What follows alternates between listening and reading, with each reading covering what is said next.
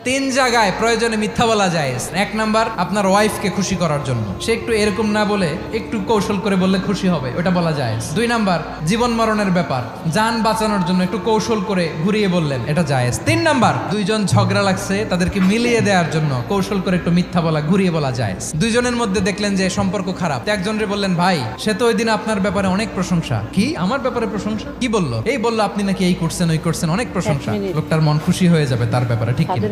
আবার তার সাথে যার ঝগড়া, ওরে যে বলুন, ভাই ওই দিন তো সে আপনার অনেক অ্যাপ্রিসিয়েশন করলো, অনেক, সে তো অবাক, কি রে বলে কি? এই যে দুইজনের ব্যাপারে দুইজনের একটু ভালো ভালো কথা বলে দিচ্ছেন, একদিন দেখবেন রাস্তা দিয়ে হাঁটার সময় একে অপরকে সালাম দিয়ে ফেলছে, সালাম দিয়ে বুকে জড়ায় ধরছে, আছে না নাই? আবার মিলমিশ হয়ে গেছে। কিন্তু আমাদের স্বভাব হইলো দুই প্রতিবেশী যদি একসাথে বসে একসাথে হাঁটে, দূর থেকে দেখলে আমাদের জলে, আছে না নাই? ঘটনা কি? এই দুইটার মধ্যে এত মিলকে, এই দুইটার মধ্যে গিরিঙ্গি লাগানো যায় কিভাবে? আল্লাহর কাছে তওবা করেন, এই মানসিকতার যেন আমরা না হয়, আমরা মিলিয়ে দিব।